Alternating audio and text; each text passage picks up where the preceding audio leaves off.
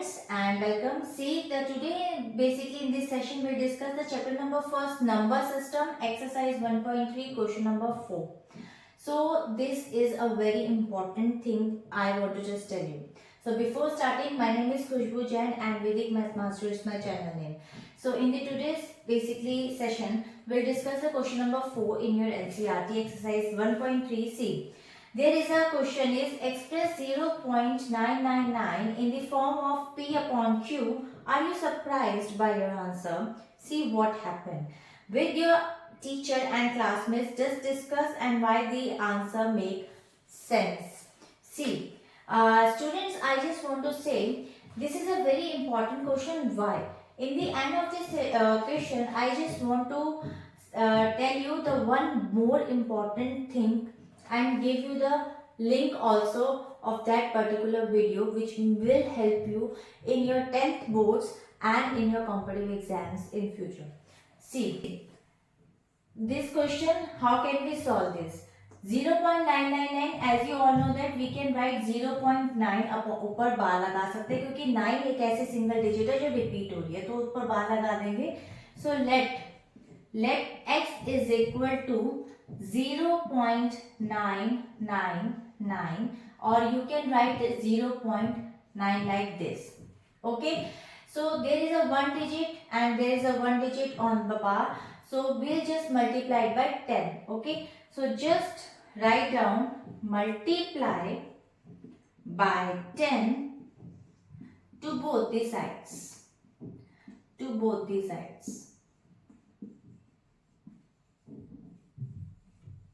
Okay, so 10 into x is equal to 0.999 into 10. Okay, so 10 into x it will become 10x and 0.9 ये आपका इधर किधर जाएगा multiplication में तो 9.999 एंड सो ऑन. तो आप इसको देखिए कि यहाँ पर ये वाली जो इक्वेशन है वो आपकी 1 बन गई और ये वाली इक्वेशन आपकी 2 बन गई. तो अब आपको क्या करना है, यहाँ पर सिंपल आप क्या करेंगे, बस सिंपल आपको सब्ट्रैक्ट करना है. Subtract 1 from 2. So subtract 1 from 2. Okay, so subtract 1 from 2. So I will just subtract it. 10x minus x, it will 9x is equal to 9.999 minus 0.999. तो पैसे के अंदर जितने भी 99 है वो 0 हो जाएंगे और 9 में से 0 माइनस होगा तो 9 आंसर आएगा. तो सिर्फ 9 आपका आंसर आ गया. Okay, so x is equal to 9 upon 9. Okay, hope आपको ये क्लियर होगा सब्ट्रैक्शन. अगर आपको क्लियर नहीं है तो मैं एक बार आपको चेक करके दिखा देती हूँ. 9.999 0.999 सब्ट्रैक्ट करेंगे आप तो 0 0 0 और 9, तो ये तो कट हो जाते तो सिर्फ 9 आपका आंसर आ गया. ठीक है, तो 9 से 9 कट हो गया, x की वैल्यू आ गई 1. अब इसको आप x आपके पास में क्या था 0.9 के ऊपर बार, तो वैल्यू क्या आ गई आपकी सिंपल 1. तो 1 आपका क्या आ गया यहाँ पर आंसर आ गया. अब आपको मैं एक मोस्ट इंपॉर्टेंट चीज बताती हूँ जो कि क्वेश्चन की रिक्वायरमेंट है कि आप अपने बेसिकली क्वेश्चन के आंसर को देख के बहुत ही ज्यादा शॉक्ड हो जाओगे कि इसका आंसर जैसे 1 है तो कैसे, मतलब आप 9/9 कर रहे हैं. तो एक मैं आपको प्रोसीजर समझाती हूँ जो क्लासमेट्स या टीचर से इसके अंदर क्वेश्चन में बोला गया कि आप डिस्कस करिए. तो हम इसको रिमूव करते हैं, मैं आपको बताती हूँ. अब आप देखिए, आपको एक बहुत इंपॉर्टेंट चीज बताने जा रही हूँ. जैसे हम कोई भी एक डिजिट लिखते हैं, जैसे मैंने आपको लिख कर दिया 0.43. ओके, 0.43. तो अगर आपको पता है ये 2 के बाद डिजिट है, मतलब 2 डिजिट के बाद में पॉइंट है, तो मैं इसका अगर पॉइंट हटाऊंगी तो नीचे आएगा अपॉन 100. ओके, तो मैं इसको लिख सकती हूँ 43/100. अगर मैं कोई और एक डिजिट लेती हूँ, जैसे मैंने लिया 2.34, ठीक है, और 5 लाइक, तो आपको पता है ये 3 के बाद पॉइंट यहाँ पर जा रहा है, तो मैं इसका पॉइंट हटाऊंगी तो नीचे आ जाएगा 1000.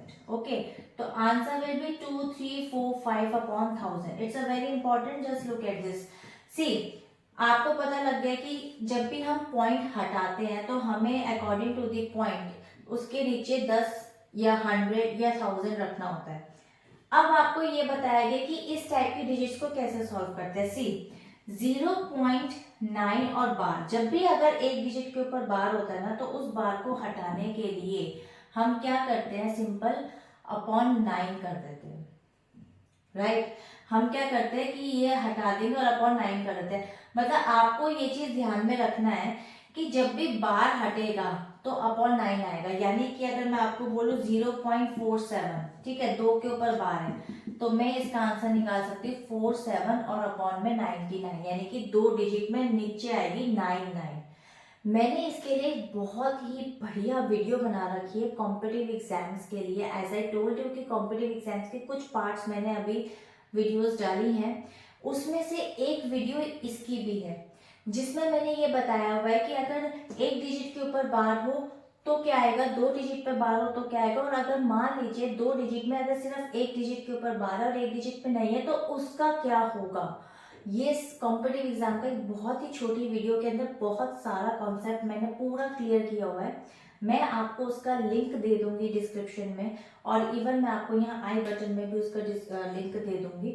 आप उसको जरूर चेकआउट कीजिएगा। आपके बोर्ड्स के एग्जाम में आपको एक तो कभी प्रॉब्लम नहीं आएगी, और कॉम्पिटिटिव एग्जाम्स में जो आप बड़े बड़े इंस्टीट्यूट्स में जाकर के उसको सीखते हैं, आपको कहीं पर भी जाने की जरूरत नहीं पड़ेगी। कॉम्पिटिटिव एग्जाम्स के इतने अच्छे कॉन्सेप्ट्स मैंने अपनी वीडियोस में डाल रखे हैं, तो आप उसको चेकआउट कीजिए।